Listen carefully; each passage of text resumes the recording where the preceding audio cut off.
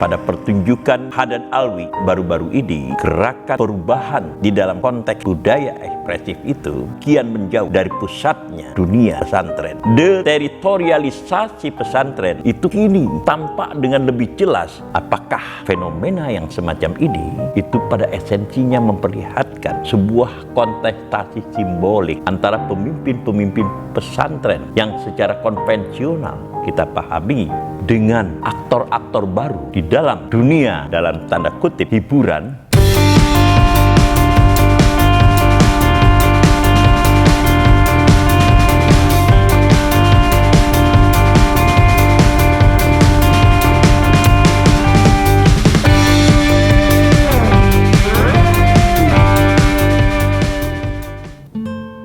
Pecinta Indonesia, bangsa dan demokrasi. Secara hipotesis, ada pergeseran lempengan dari budaya santri yang sebelumnya itu berpusat di pesantren. Tetapi kini di dalam konteks budaya, terutama di dalam ungkapan-ungkapan yang bersifat ekspresif, itu kian digerakkan oleh inisiatif-inisiatif non-pesantren. Yang saya maksudkan dengan non-pesantren ini adalah mereka yang bukan merupakan tokoh-tokoh agama atau lebih tepat kiai. Akan tetapi seperti yang kita lihat pada pertunjukan Haddad Alwi yang berlangsung baru-baru ini, gerakan perubahan di dalam konteks budaya ekspresif itu kian menjauh dari pusatnya dunia pesantren. Coba kita dengar bagaimana unsur reggae, lalu kemudian unsur rap, bahkan juga unsur disco itu mewarnai tampilan dari budaya ekspresif yang pada dasarnya materi dari budaya ekspresif itu berasal dari dunia pesantren. Assalamualaikum warahmatullahi wabarakatuh. Tangannya di atas semuanya. Yang paling semangat, paling bahagia.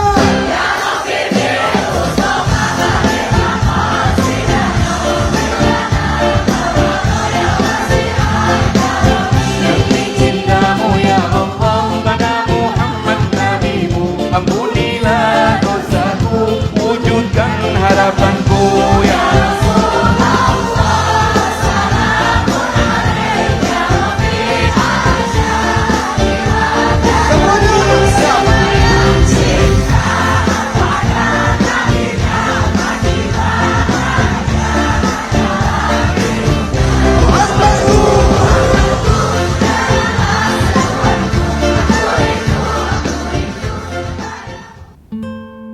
Ini menarik para pecinta Indonesia, bangsa dan demokrasi, karena kuah pertunjukan.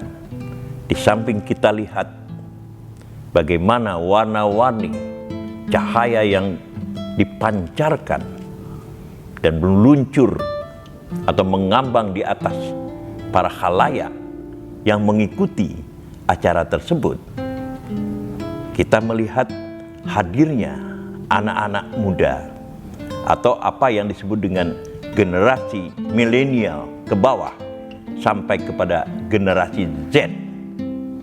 Dan ini mengingatkan saya kepada pertunjukan yang dilakukan oleh raja lagu-lagu Jawa, yaitu Didi Kempot, di stasiun televisi seperti yang Anda lihat sekarang ini.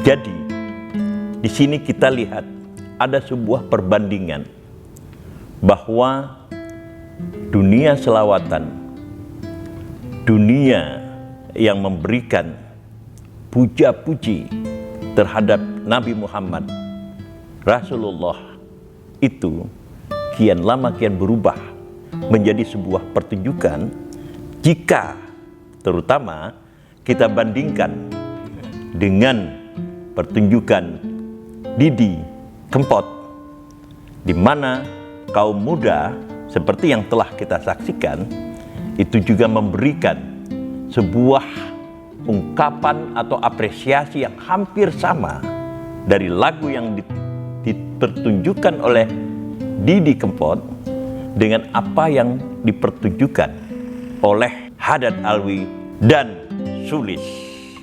Sampai pada tataran ini kita melihat pergeseran lempeng kebudayaan yang bersifat ekspresif itu kian lama kian nyata dia bergerak ke arah pertunjukan, bukan lagi atau tidak semata-mata merupakan sebuah ungkapan kerinduan yang mempunyai tata aturan tertentu, yang mempunyai suasana tertentu, suasana keheningan misalnya, atau suasana-suasana yang secara konvensional bisa kita lihat terjadi di dunia pesantren.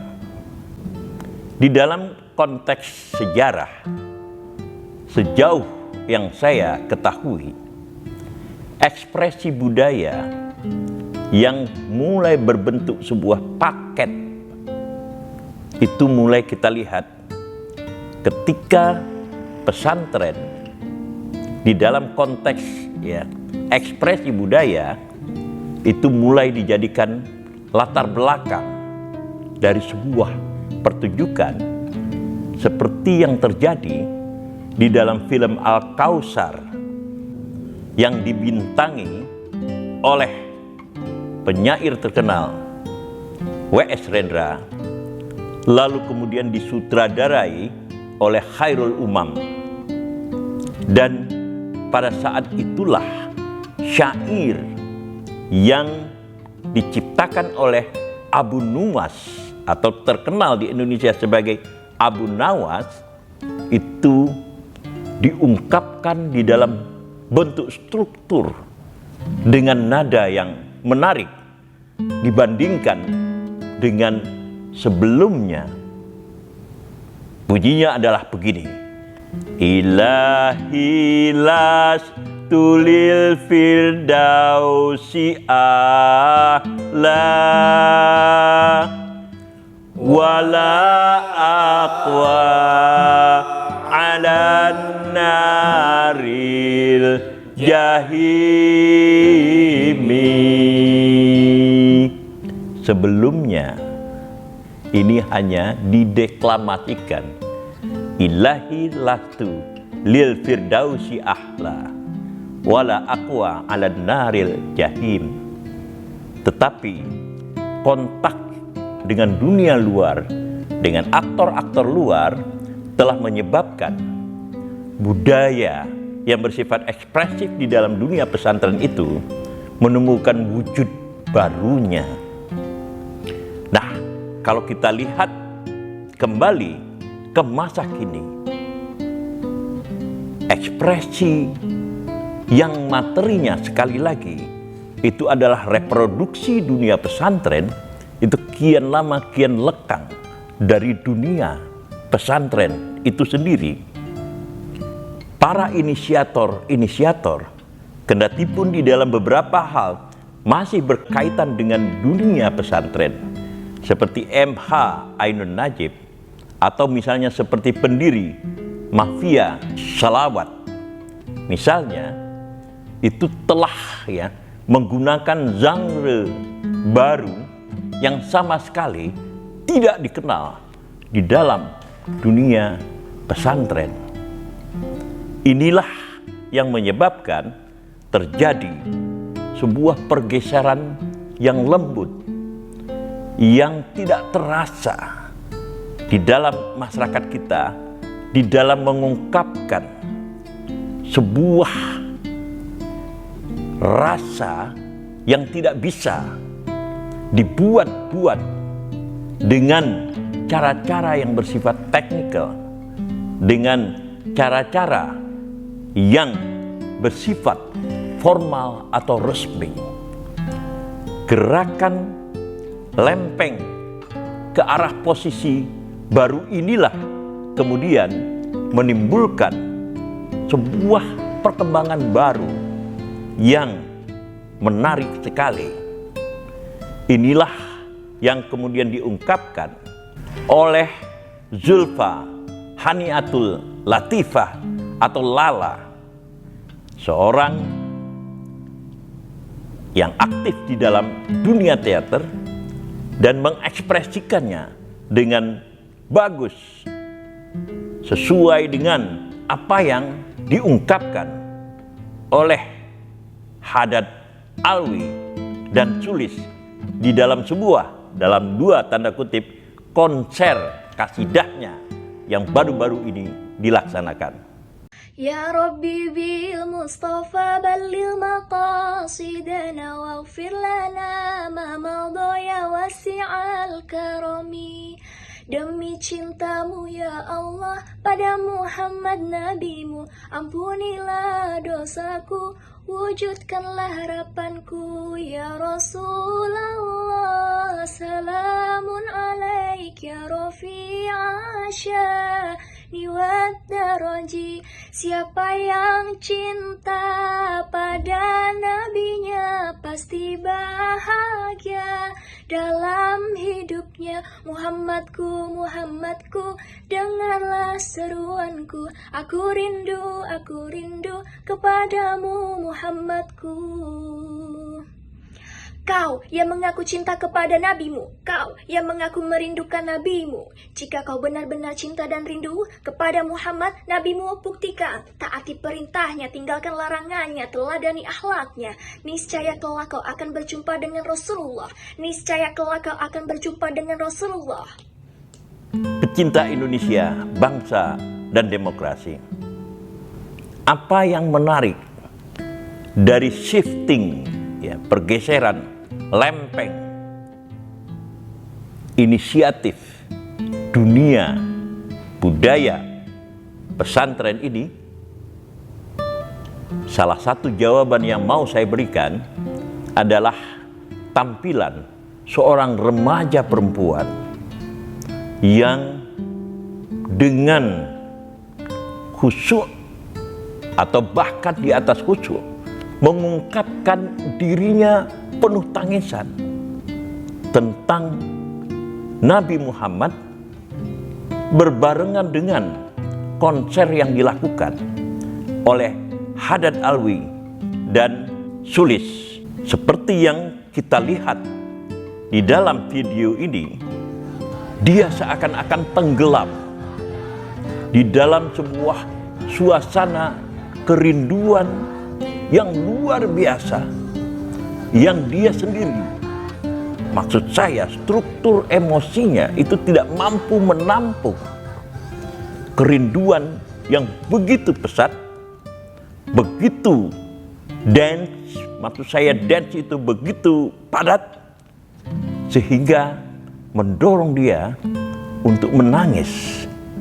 Sesuatu yang tidak kita lihat di masa lalu, ketika misalnya jika kita ingat pada hasil survei yang dilakukan oleh Arswendo Atmowiloto pada 1990, hasil survei dari tablet monitor yang dipimpin oleh Arswendo Atmowiloto itu menunjukkan bahwa anak-anak muda itu mengagumi, nomor satu itu adalah Soeharto, nomor dua itu adalah Habibie, nomor tiga itu adalah Soekarno, nomor empat Iwan Fals, baru kemudian nomor 11 mereka mengagumi Nabi Muhammad. Jadi kalau kita lihat di dalam konteks ini, Maka gaya pertunjukan konser seperti yang dilakukan baik oleh Mafia Salawat dan Haddad Alwi plus Sulis itu tadi, itu memperdekat atau memotong jarak antara kerinduan generasi muda, yaitu generasi Z ke bawah, dengan Rasulullah itu sendiri. Setidak-tidaknya itulah yang terpancar pada gadis yang telah saya sebutkan di atas. Ini adalah sebuah pergeseran yang sekali lagi saya katakan tidak begitu disadari oleh aktor-aktor pesantren. Maksud saya aktor-aktor utama pesantren, bahwa secara struktural ekspresi dunia kebudayaan itu kian lama kian berada di luar kontrol mereka.